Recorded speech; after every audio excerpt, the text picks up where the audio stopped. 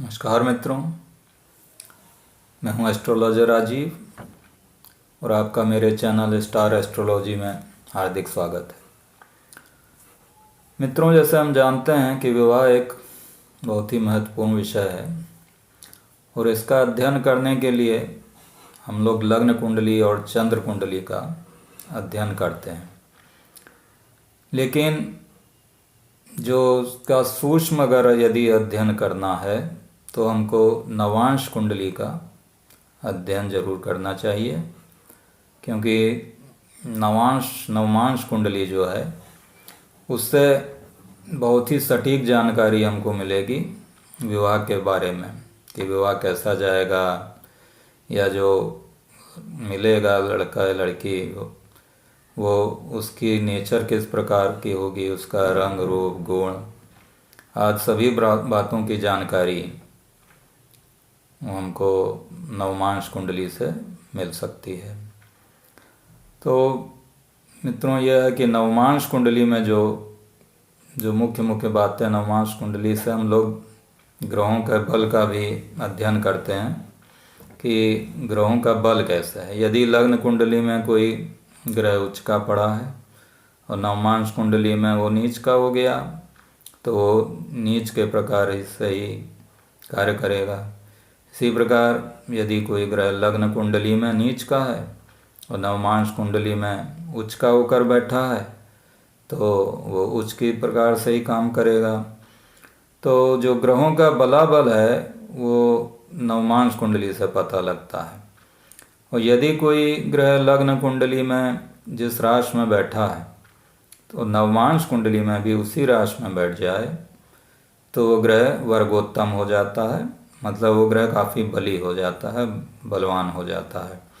लेकिन उसका जो फल मिलेगा ज़रूरी नहीं है कि शुभ ही हो या अशुभ हो। वो लग्न कुंडली में किस स्थान पर बैठा है या किस स्थिति में है उसी के हिसाब से अपना फल देगा।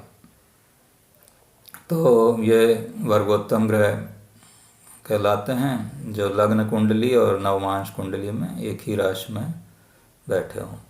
अब विवाह संबंधित जो भी जानकारी हमको प्राप्त करनी है तो वो नवमांश कुंडली में जो नवांशेष होता है और नवमांश कुंडली का जो सप्तम भाव का स्वामी होता है तो उनकी क्या स्थिति है उस पर बहुत हद तक डिपेंड करता है कि नवांशेष मतलब नवांश कुंडली के जो प्रथम भाव का यानी लग्न भाव का जो स्वामी है वो नवमांश कुंडली में कहाँ पर बैठा हुआ है। यदि वो केंद्र स्थान में या त्रिकोण स्थान में बैठा होगा, केंद्र स्थान मतलब पहला चौथा सातवां 10वां स्थान, त्रिकोण स्थान 5वां 9वां स्थान, तो यदि इसमें बैठा होगा वो नवमांश कुंडली में नवमांश के लग्न का स्वामी तो वो शुभ फल देगा। और यदि 6, 8 और 12वें भाव में होगा तो वो अशुभ फल देगा। इसी प्रकार जो नवमांश कुंडली का सप्तम भाव का स्वामी है उसकी भी स्थिति को देखना महत्वपूर्ण होता है। साथ ही इन भावों में कौन से ग्रह बैठे हुए हैं। यदि ये शुभ ग्रह बैठे हैं नवमांश कुंडली के प्रथम और सप्तम भाव में तो शुभ फल देंगे, और अशुभ ग्रह बैठे हैं तो वो अशुभ फल देंगे। अशुभ ग्रह बैठने का मतलब कि 6, 8वें और 12वें भाव के स्वामी यदि सप्तम भाव में बैठ जाते हैं, नवमांश कुंडली के 6, 8वें और 12वें भाव के स्वामी नवमांश कुंडली में सप्तम भाव में बैठे हैं तो वहाँ पर वो अशुभ फल देंगे और पापी के समान कार्य करेंगे और अशुभ फल देंगे। साथ ही इसमें जो वर या वधू है उसके हमको रूप गुणों का भी पता चल सकता है कि 7वें स्थान में कौन सा ग्रह बैठा है उसी के अनुरूप ही उसका रूप होगा, और गुण भी हो सकते हैं उसी के अनुरूप। लेकिन जो मेन है वो नवांश शेष है, मतलब नवमांश कुंडली के लग्न स्थान का स्वामी जो है उसका अध्ययन विशेष रूप से करना चाहिए। और वो किस स्थिति में है, उस पर कौन से ग्रहों की दृष्टि है, इन सब का अध्ययन करने के उपरांत हम ये जानकारी प्राप्त कर सकते हैं कि जो भी वर या वधू मिलेगा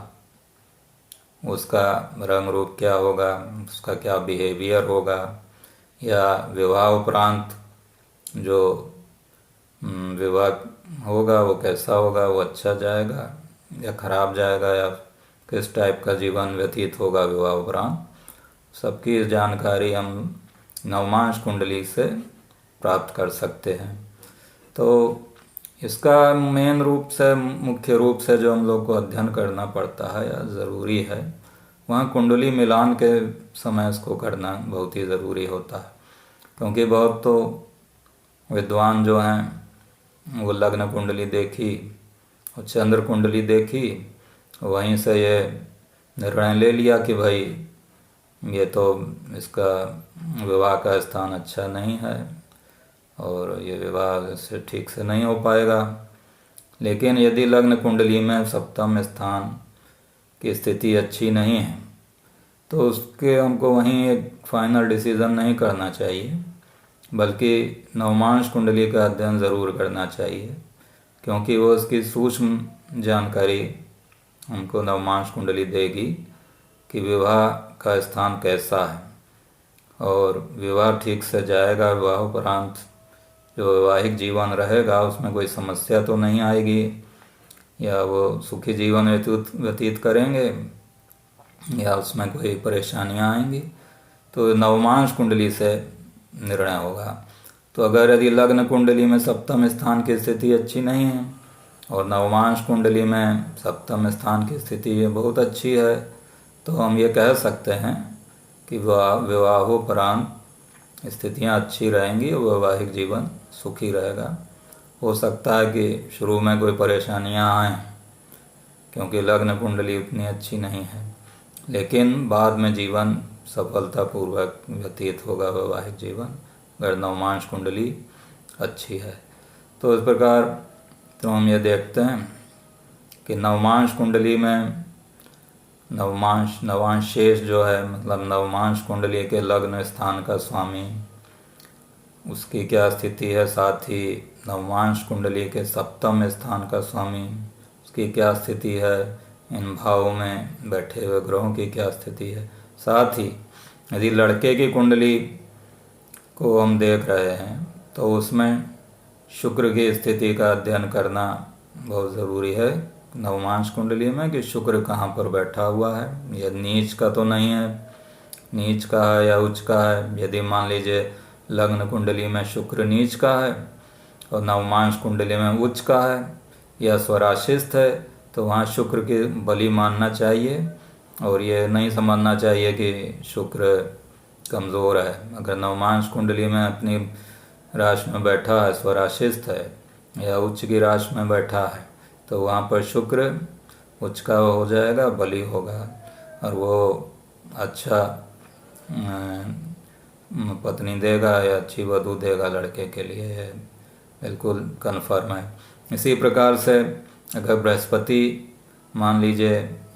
जो लड़कियों की कुंडली में अध्ययन हम करेंगे, तो नवमांश कुंडली में हम ये अध्ययन करेंगे कि बृहस्पति की स्थिति क्या है, क्योंकि बृहस्पति जो है वो पति का कारक है लड़कियों की कुंडली में। तो मान लीजिए कि अगर किसी लड़की की कुंडली में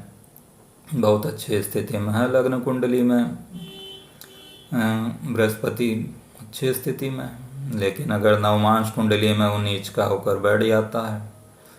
या हो सकता है किसी पापी ग्रह के साथ बैठा हो, राहु या कोई अन्य ग्रह पापी हो, उसके साथ नवमांश में बृहस्पति बैठा हो,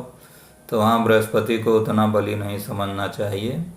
उसके बल में ज़रूर कमी हो जाएगी। और हमको उसी प्रकार से ही उपाय भी करने चाहिए कि अगर बृहस्पति नवमांश कुंडली में कमज़ोर स्थिति में है तो हमको बृहस्पति के उपाय करने चाहिए, विशेषकर जो लड़कियां हैं उनको, जिससे जो वर मिले वो अच्छा मिले और वैवाहिक जीवन सुखी रहे। तो इस प्रकार हम लोगों को नवमांश कुंडली से के जो लग्न है, नवमांश कुंडली के मतलब नवांश शेष उसकी स्थिति, नवमांश कुंडली के सप्तम भाव के स्वामी की स्थिति, इन भावों में बैठे ग्रह, साथ ही शुक्र और बृहस्पति, इनकी स्थितियों का अध्ययन करना चाहिए और इससे हमको जो सूक्ष्म और सटीक जानकारी प्राप्त होती है कि वैवाहिक जीवन कैसा रहेगा और कैसा वर मिलेगा, किस प्रकार का वर या वधू मिलेगी और वैवाहिक जीवन किस प्रकार से व्यतीत होगा, अच्छा जाएगा या उसमें परेशानियां आएंगी या कोई बाद में समस्या उत्पन्न हो सकती है। तो उसका हम लोग निर्णय